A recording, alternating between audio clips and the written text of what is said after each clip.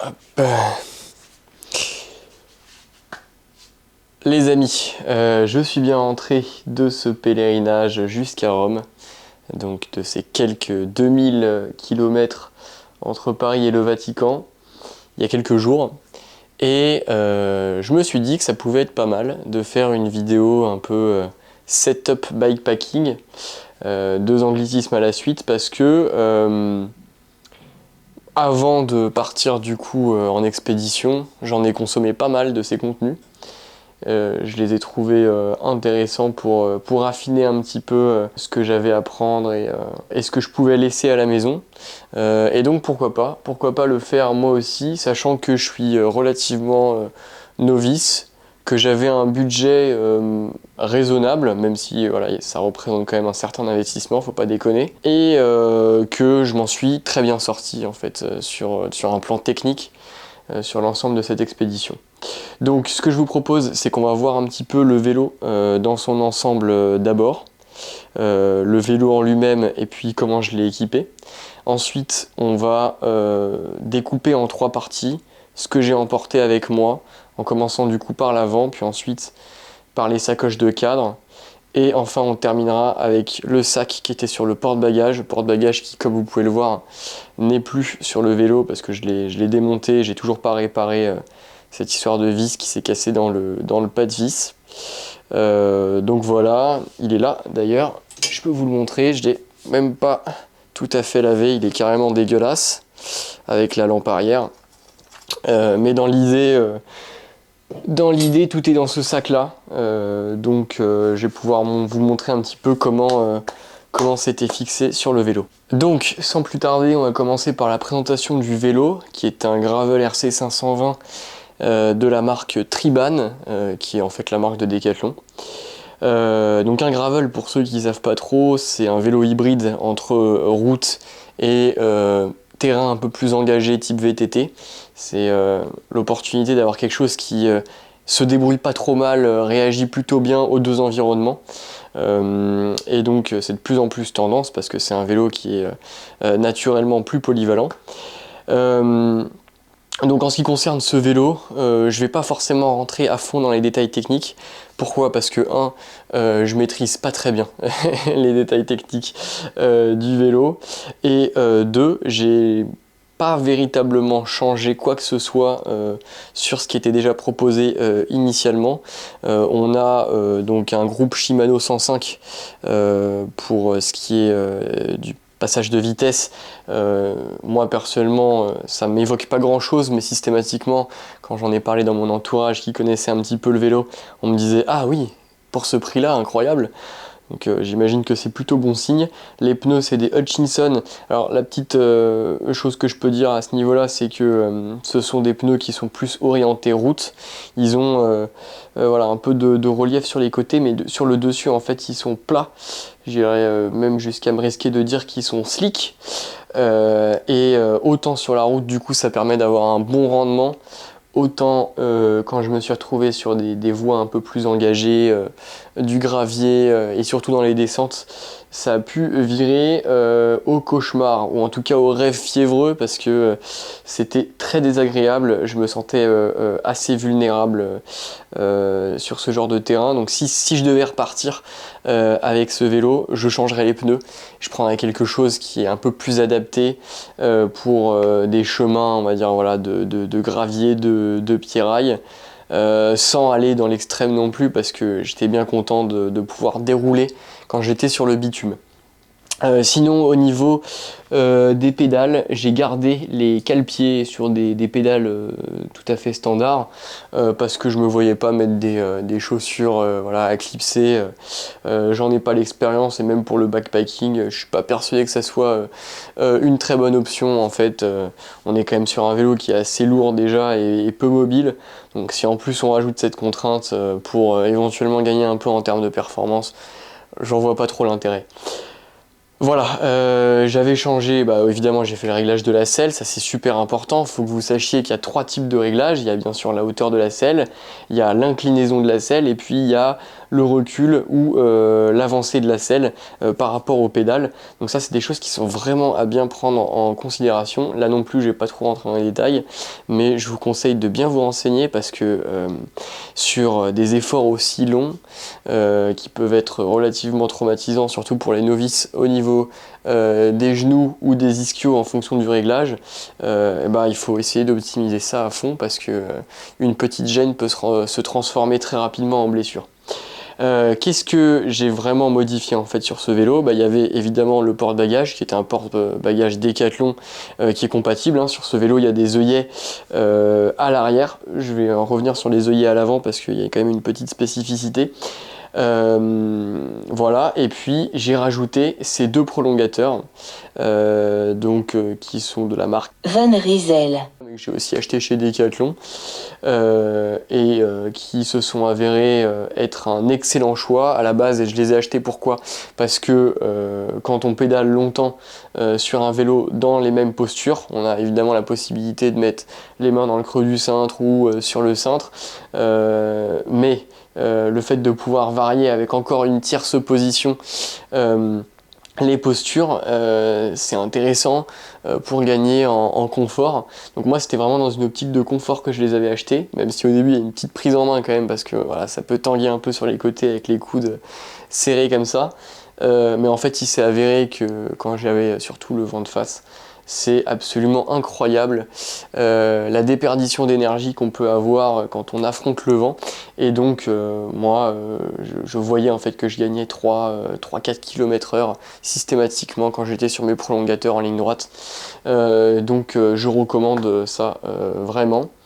Au niveau de l'équipement, du coup, avant de passer sur les sacoches, j'avais un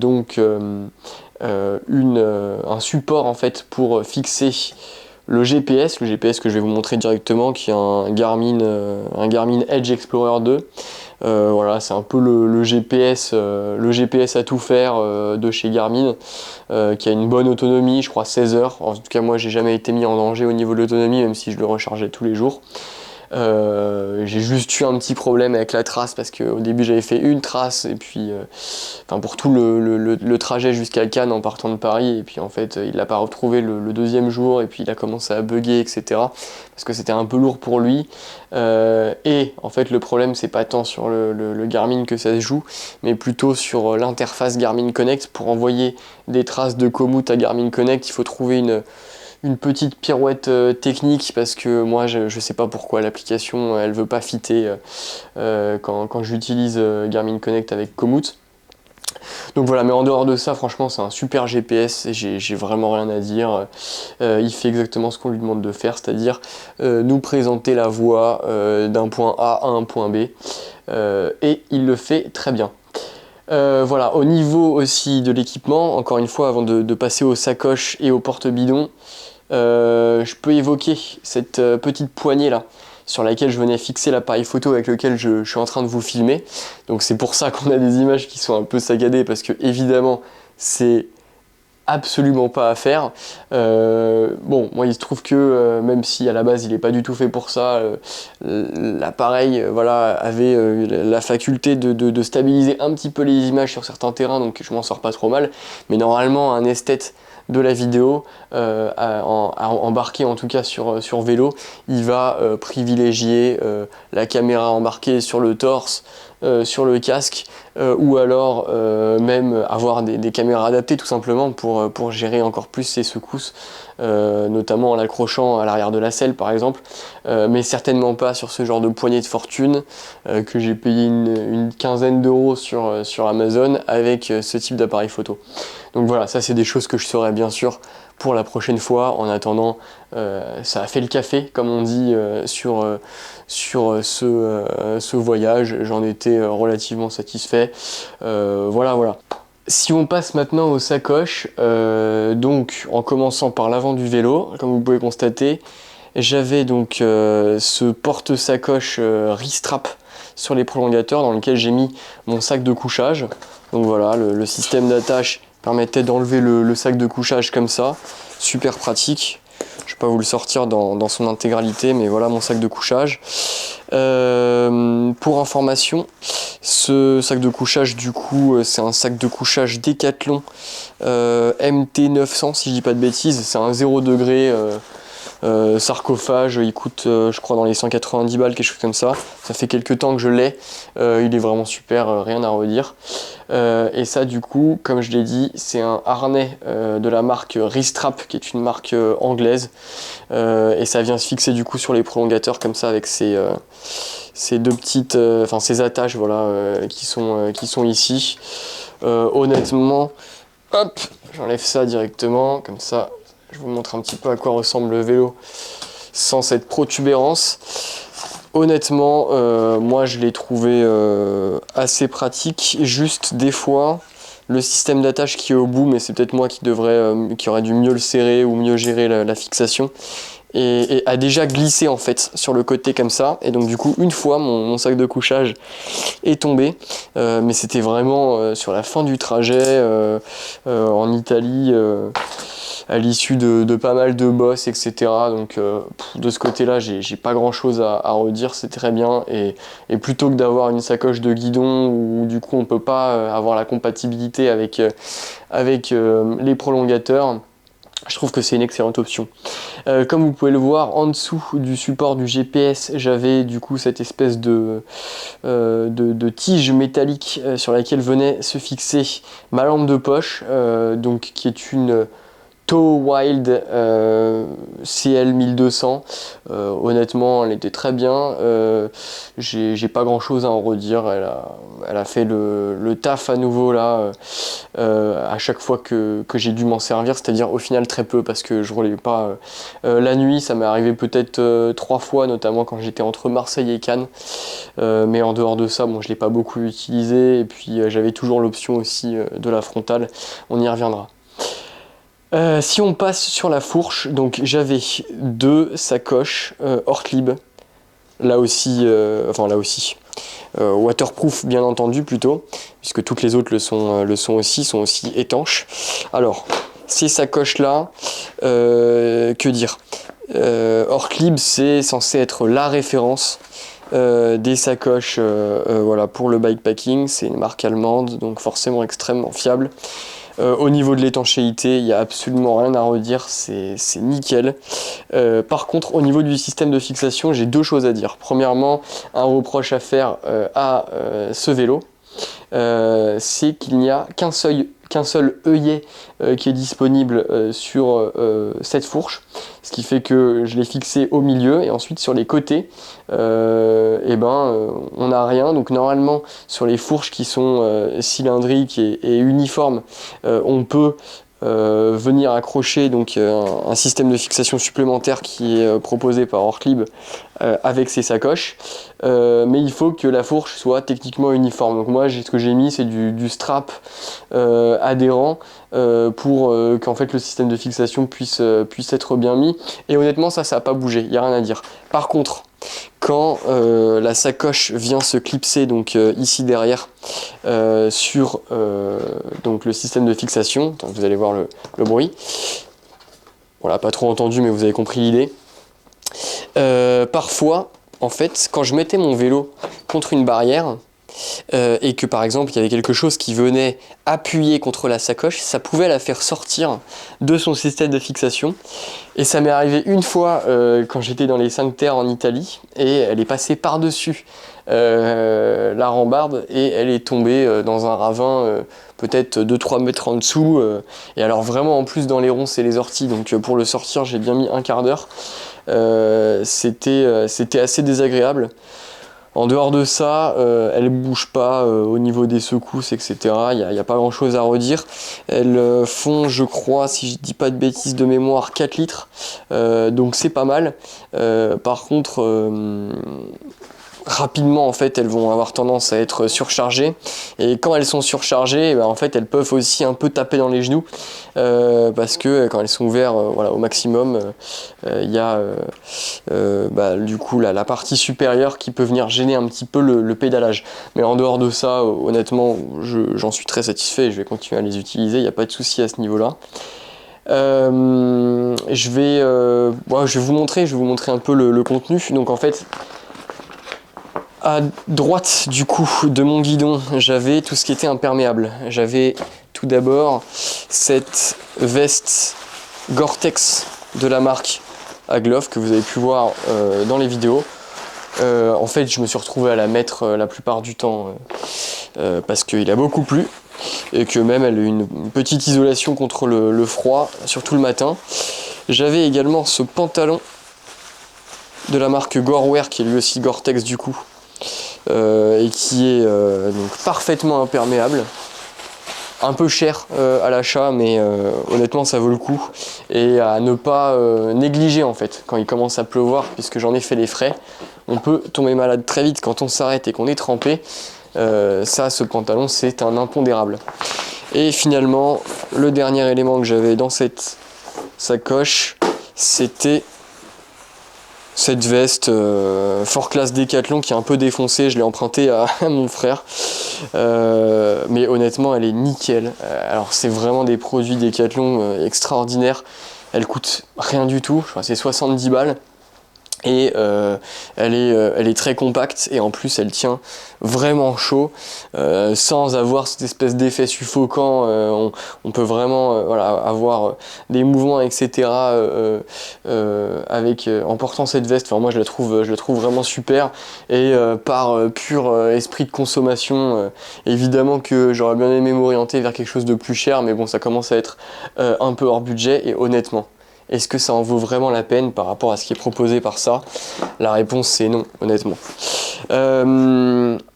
Ici, la deuxième sacoche, donc avec toutes les affaires, notamment de rechange pour le séjour. Alors d'abord, bon ça je l'ai mis vite fait, c'est une casquette cielée que je n'ai quasiment pas utilisée, si ce n'est pas du tout utilisée. Là j'avais le cadenas en fait dans cette sacoche de gauche. Donc c'est un cadenas que j'ai un peu composé moi-même avec un câble de la marque Abus, et du coup un cadenas Abus aussi. Il est beaucoup plus compact que des fois les trucs en accordéon qu'on vous propose à la vente, que j'ai par exemple pour mon autre vélo d'appoint. Je l'ai trouvé super, voilà, je crois que ça fait 2 mètres 50, quelque chose comme ça. Je l'ai trouvé vraiment super, j'ai rien à redire. Évidemment, si quelqu'un veut voler votre vélo et que vous n'êtes pas en train de le surveiller à proximité, qu'il a une pince Monseigneur avec lui ou une meuleuse, ça résiste pas. Mais en principe, quand vous faites du bikepacking, vous n'êtes jamais loin de votre vélo, et clairement ça dissuade la plupart des voleurs. Donc non, vraiment super. Très, très satisfait de cet achat-là.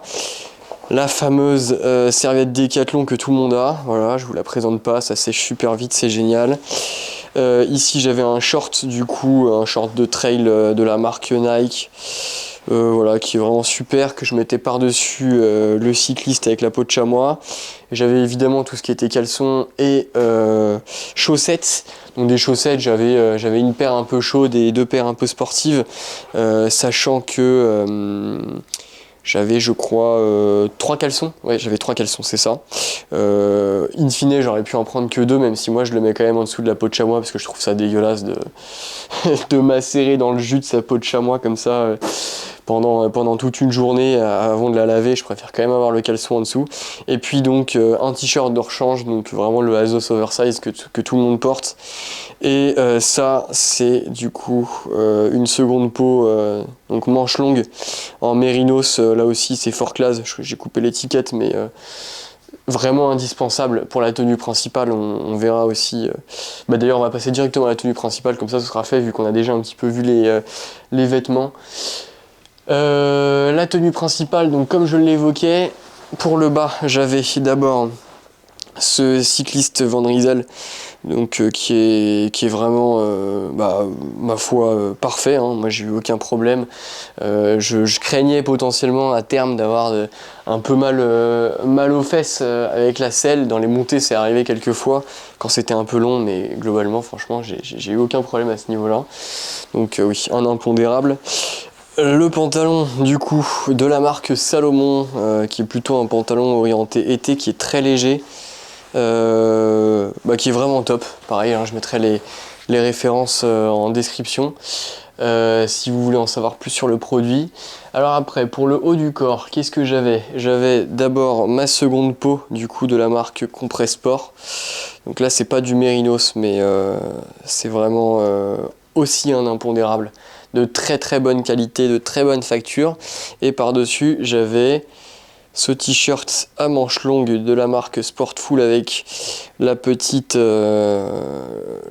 poche à l'arrière, qui est donc en chanvre si je dis pas de bêtises, qui est plutôt orienté VTT à la base, mais que moi je recommande personnellement parce que on n'a pas besoin d'être aérodynamique en bikepacking, et vraiment l'alliage des deux c'était parfait en termes de température pour une fin de février assez douce, début mars. Hop, je vais passer du coup à la tête. Alors, la tête, j'avais ce casque Decathlon qui est absolument basique. Voilà, il y a tout ce qu'il y a de plus basique, hein. C'est d'ailleurs un casque que je trouve personnellement très moche, mais qui fait tout à fait le café en termes de protection. Après, pour les lunettes, j'avais ces Sirocco qu'on dit polychromatiques, c'est ça, photochromique. Exact, en tête, mais du coup qui s'adaptent un petit peu à la luminosité, et qui sont là aussi, ma foi, de très bonne facture. Le cache-cou Compressport, ça aussi un impondérable extrêmement important de l'avoir. Et puis les petits gants Sportful qui étaient d'ailleurs un petit peu trop petits pour moi, qui font un peu gants VTT avec un bon grip, mais qui vont bien protéger voilà, du froid, parce que bon, moi je suis assez sujet au froid au niveau des mains, donc je les recommande évidemment. Et pour compléter la tenue avec le bas, j'ai pas pris du coup de chaussures de vélo ou dédiées pour le vélo comme je l'avais dit, mais une paire de Superga. L'idée c'était de ressembler à quelque chose aussi quand j'allais du coup arriver à Rome, et j'avais pas la place pour prendre deux paires de chaussures ou même pour en acheter sur place. C'était un peu limite les Superga, honnêtement. Ça, j'ai été un peu fleur bleue sur ce coup-là, et d'autant que je pensais pouvoir compenser ça avec deux magnifiques couvre-chaussures de la marque Sportful, et ça c'est peut-être la plus grosse approximation de mon trajet, parce qu'en fait ce sont des couvre-chaussures qui sont prévus pour des chaussures de vélo, et vous pouvez voir l'état dans lequel attendez, je vais me rapprocher pour que vous voyez un peu mieux l'état dans lequel ils ont terminé, mais très rapidement en fait. Quand je dis terminé, c'est dans lequel ils ont commencé en fait, tout simplement. Ce qui fait que régulièrement, j'avais la partie avant, hop, qui sortait de la chaussure comme ça, et je ressemblais vraiment à un clochard en guenille, en dehors du fait que du coup, sa fonction initiale n'était plus du tout remplie. Donc ça, je sais pas trop comment faire pour avoir des chaussures potables à vélo, et en même temps avoir des couvre-chaussures, parce que des Superga seuls c'est impossible, on a inévitablement trop froid aux pieds. C'est des choses sur lesquelles il va falloir que je creuse. Donc pour ce qui est du cadre à présent, donc tout d'abord les deux porte-bidons. J'avais donc un porte-bidon de la marque The Fall et un porte-bidon de la marque Van Rysel pour le petit bidon 600 ml The Fall ici.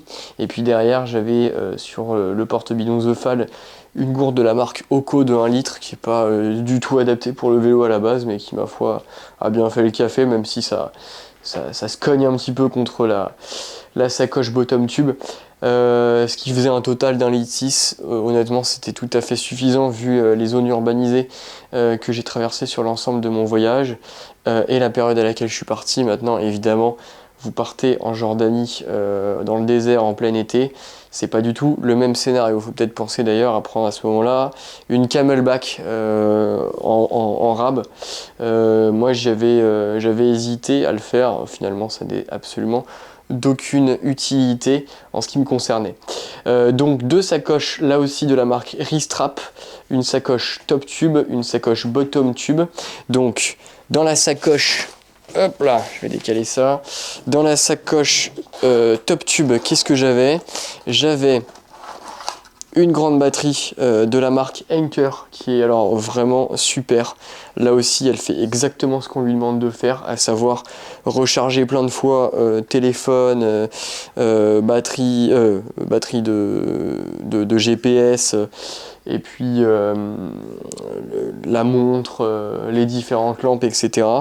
Donc vraiment elle est nickel, elle est un peu lourde, un petit peu volumineuse, mais vraiment c'est une batterie qui est remarquable au niveau de ses performances, et puis surtout j'ai décidé en l'achetant d'arrêter de me faire arnaquer avec les soi-disant batteries solaires qui comportent donc un panneau solaire à l'arrière et qui évidemment ne fonctionne absolument pas. Donc celle-là je la recommande. Je ne sais plus combien de milliampères elle représente, mais je sais que c'est à peu près 5 charges de téléphone complètes. Donc c'est vraiment top, c'est littéralement l'équivalent de 18 charges de montre Garmin. Donc ce qui est mon cas, hein. Je rechargeais aussi ma montre Garmin. J'avais aussi du coup 2 batteries de rechange pour l'appareil photo. Voilà.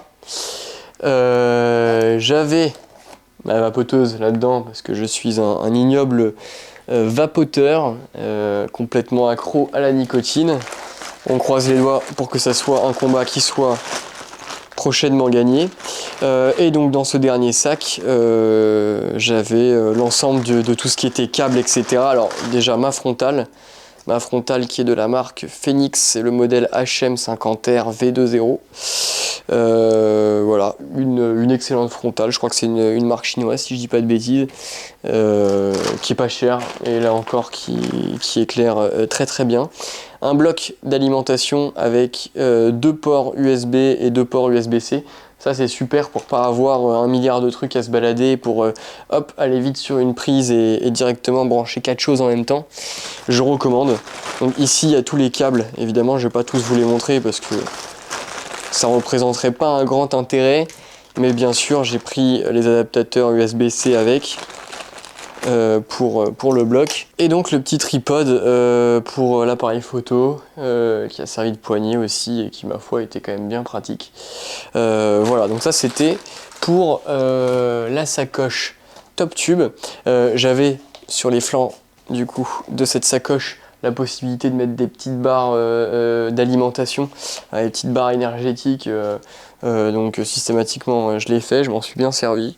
De temps en temps elles sont pas très rigides, donc le papier peut risquer de s'envoler. Je me suis retrouvé à polluer malgré moi comme ça une fois, ça m'a un peu saoulé, mais bon, c'est quand même bien quand la barre est pleine. Je suis en train d'ouvrir la partie arrière du coup, enfin la partie gauche de cette sacoche bottom tube pour vous montrer en fait qu'à l'intérieur j'avais donc une pompe à vélo extrêmement basique de la marque Decathlon encore une fois. Potentiellement je devrais en acheter une électrique pour regonfler les pneus, mais bon, honnêtement c'est vraiment du fine tuning à ce niveau là. Et je vais pouvoir vous montrer, j'avais aussi des sacs poubelles de l'autre côté, je vais pouvoir vous montrer l'essentiel de ce que j'avais dans la grosse poche qui est en fait à droite.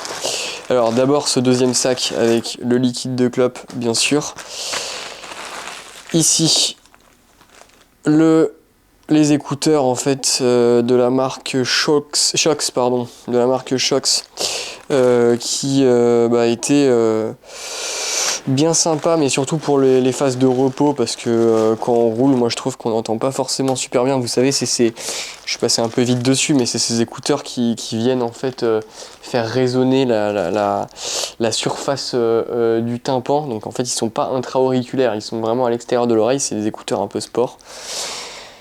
C'est pas mal, mais c'est pas non plus une qualité de son extraordinaire. c'est un achat facultatif, on va dire. Mais a priori, ça reste quand même le meilleur modèle pour les écouteurs de sport. Ce qui est super important en revanche, c'est ce magnifique chapelet, voilà, qui a été fabriqué avec du bois d'olivier de Jérusalem. Mais ça, c'est un détail. Ce qui compte, c'est le chapelet pour pouvoir dire le rosaire tous les jours sur le vélo, parce que ça vous protégera beaucoup mieux que n'importe quel casque. Évidemment, les deux sont complémentaires, mais le chapelet, c'est un impondérable. Allez, on passe à la suite du coup de la sacoche avec tout ce qui est kit de réparation. Alors, il faut savoir que j'ai triché. Là, j'ai mis une chambre à air qui est compatible. Je suis parti avec une chambre à air qui n'était pas compatible. Et heureusement, je n'ai pas crevé une seule fois, même si j'avais, transition parfaite, un kit de rustine ici présent, qui a été parfaitement inutile du coup, mais qui est une très bonne assurance. Ensuite, du coup, ah oui, alors pour la petite histoire, j'ai crevé en rentrant, en regonflant les pneus à fond. Il se trouve que j'avais quand même pas mal de petits cailloux dans le pneu, surtout le pneu avant. Donc c'est certainement ça qui a favorisé la crevaison quand j'ai roulé un petit peu en rentrant. C'est pour ça que j'ai changé de chambre à air, mais sinon je m'étais trompé. Il faut bien vérifier en fait qu'au niveau de la goupille, je sais pas si ça s'appelle exactement comme ça, ce soit compatible. Ici du coup une couverture de survie, ça peut être toujours important, dédicace à toi Ben qui m'a recommandé de prendre absolument cet item, elle est pour toi celle-là. Ici du coup le lubrifiant de chaîne vélo dry, donc c'est à dire que voilà, c'est pas de l'huile liquide, mais c'est bien pratique quand même. Ça pour le coup je m'en suis pas mal servi, c'était très bien, surtout avec la pluie. Le fameux, s'il veut bien sortir, puisqu'il est mélangé avec les Serflex, donc voilà, j'avais des Serflex, et puis le fameux lacet qui m'a sauvé la vie puisqu'il a tenu le porte-bagages, encore merci Morgane. Ici du coup les deux démons de pneus, donc ça c'est important évidemment en cas de crevaison. Avec la dry, il y a évidemment la petite brosse à dents qui ne sert pas pour les dents bien sûr, mais pour nettoyer la chaîne. Et puis le plus important, le kit. Il y a encore des Serflex du coup dont je me suis pas servi, mais le kit ici du coup avec l'ensemble des clés Allen et même cet outil pour la chaîne dont je ne me suis pas servi et dont je ne sais surtout pas me servir, mais bon, on peut apprendre sur le tas avec des super tutos. Je termine du coup cette partie cadre avec la trousse de toilette. Donc à l'intérieur j'avais des super bandes au cas où notamment j'aurais des inflammations pour pouvoir fixer la pommade anti-inflammatoire, des pansements. Ici, ça c'est des lingettes qui sont sèches, il suffit de les mettre un petit peu dans l'eau, ça se transforme en lingette, ça permet d'être un peu plus compact et de gagner de la place. Je l'ai même pas ouvert, je m'en suis pas servi, donc voilà, pourquoi pas, admettons, dans les environnements un peu plus poussiéreux. Un coupe-ongle, je l'avais pas au début celui-là, je l'ai acheté en Italie. Du Doliprane. Ici, comme j'avais enlevé le filtre à charbon de ma gourde Oco, j'avais quand même pris en cas d'urgence, des pastilles pour purifier l'eau. Je m'en suis pas servi. Ça par contre je m'en suis beaucoup servi. Le baume du tigre sur les douleurs de genoux. Vraiment super important. Et en plus pendant longtemps je connaissais, je le possédais. Et je m'en servais pas trop. Non, c'est vraiment génial. C'est un mélange d'huile essentielle. Moi personnellement c'est ce qui m'a permis de tenir sur les 4 derniers jours. La paire de ciseaux. Encore des pansements. Ici du coup j'avais... ça c'était pour désinfecter. La brosse à dents, voilà. Ici du coup c'est du sérum physiologique. Et un petit pochon avec de la crème de chamois dont je ne me suis pratiquement pas servi. La crème de chamois c'est celle-ci, de la marque Asos, pardon. Je vais aussi la mettre en description. Ça peut être vraiment très utile pour certaines personnes qui ont des irritations faciles au moment du pédalage. Moi personnellement j'en ai pas eu. J'ai vu pas mal de gens l'utiliser, mais moi j'ai pas du tout ce souci là, donc je ne l'utilise pas. Et puis du coup de l'huile essentielle de menthe poivrée qui peut être bien utile pour déboucher les sinus. Moi, c'est le genre de choses que j'aime bien embarquer, puis c'est extrêmement compact, donc c'est pas ça qui va manger beaucoup de place dans cette petite trousse de toilette avec laquelle je me suis très bien débrouillé. Ici, du coup, on va passer sur l'arrière du vélo, donc il faut s'imaginer que ça c'était fixé sur le porte-bagages, plutôt du coup dans ce sens-là, évidemment, à l'horizontale. J'avais ces super sangles, hop là, le temps que je les saisisse, je fais tout tomber par terre. Donc j'avais 2 sangles comme ça de ce type qui venaient en fait du coup attraper le sac comme ça sur chacune des côtés de la roue. Et puis j'avais une petite sangle que je venais fixer en fait comme ça dans la longueur du porte-bagages pour pouvoir bien le maintenir à la fois latéralement et puis longitudinalement. Honnêtement, ça a très bien fait le travail. Mon sac est jamais véritablement tombé avec ce système de fixation qui n'est pas initialement véritablement pensé pour. De temps en temps, il penchait un peu dangereusement quand même à droite ou à gauche, mais jamais il tombait. On peut faire mieux, on peut essayer de trouver un harnais pour accrocher mieux ça sur un porte-bagages, et c'est ce sur quoi je réfléchis d'ailleurs actuellement. Mais moi, personnellement, je voulais pas m'orienter vers une sacoche de selle parce que je voulais avoir l'opportunité de pouvoir prendre le sac à dos comme ça au moment où je poserais éventuellement, et par exemple à Rome ou à Sienne, le vélo quelque part. Donc dans ce sac étanche, j'avais tout d'abord un petit sac avec l'indispensable paire de Birkenstock pour reposer les pieds à l'issue d'une rude journée de pédalage. Donc voilà, moi je recommande ça, des sandales, des tongs, peu importe. Hop là. Maintenant, en ce qui concerne le sac en lui-même, si j'arrive évidemment à l'ouvrir, hein.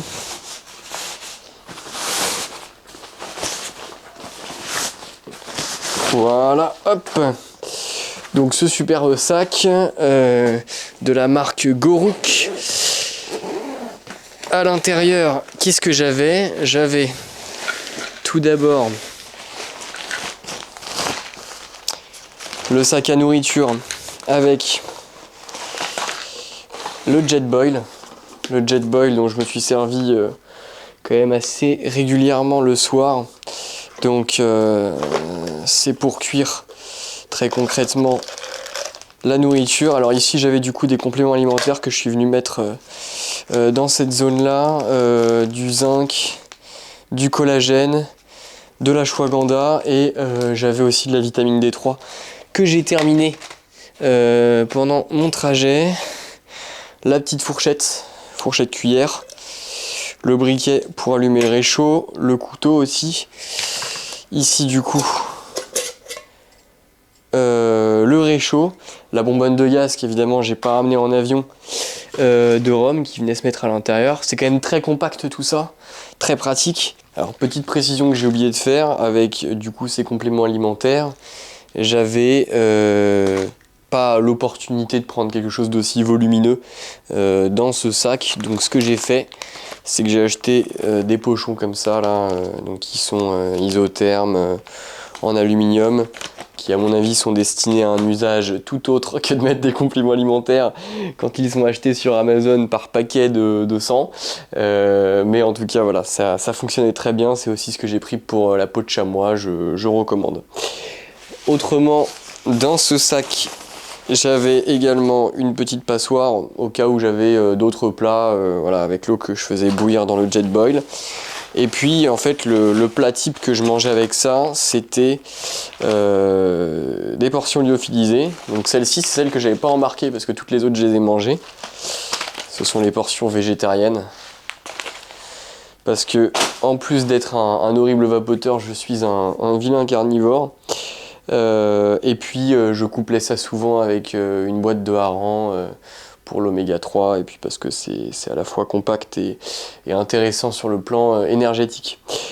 Autrement, pour terminer avec le chargement que j'avais dans ce sac, j'avais, bon, on peut commencer par ça déjà, le tapis de sol du coup de la marque Sea2Summit que j'ai acheté un petit peu au dernier moment avant de partir parce que mon tapis de sol Decathlon Fort Class, celui que tout le monde a encore une fois, était crevé. Je l'ai acheté pour la qualité de sommeil aussi, parce que c'est important de pouvoir bien récupérer à l'issue d'une bonne journée.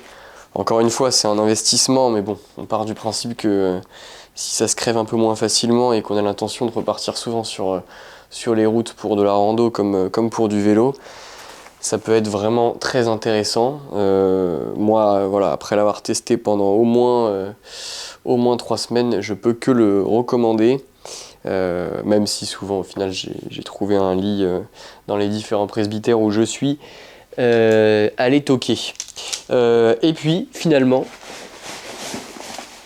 l'un des items les plus volumineux au final que j'ai embarqué avec moi, mais qui m'a pas été finalement d'une grande utilité puisque je ne m'en suis servi que 2 fois.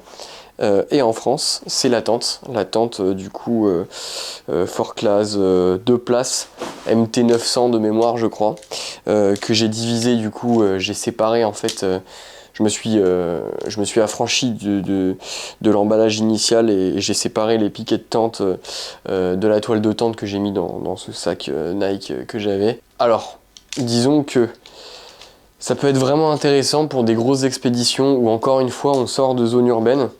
Hors du cadre d'un pèlerinage aussi, où je peux pas demander l'asile à un membre du clergé, à un hospice.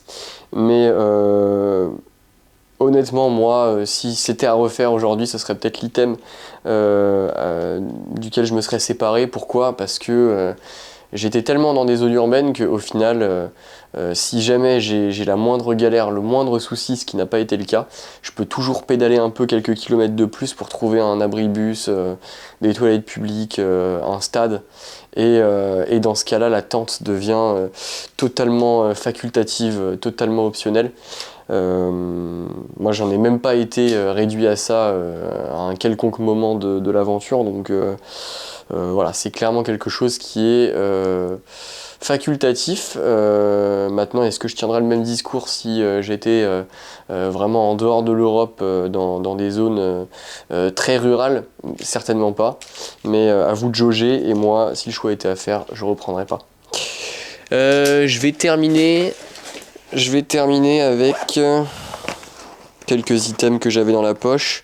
Ça, c'est pour hydrater l'eau, c'est des électrolytes. Donc pareil, c'est bien utile pour pouvoir s'hydrater un peu plus facilement sur les 1,6 litre. Ici du coup mon passeport, important quand même. Un couteau, d'ailleurs celui-là je l'ai même pas pris pour l'aventure. Et dans la dernière poche, donc, qui est la poche dorsale, la possibilité de mettre un bouquin. Et donc le fameux bouquin que j'ai lu pendant tout ce trajet, Les mouvements intérieurs de l'âme de Suzanne Giuseppi Testu, que je ne peux que vous recommander, qui est vraiment excellent.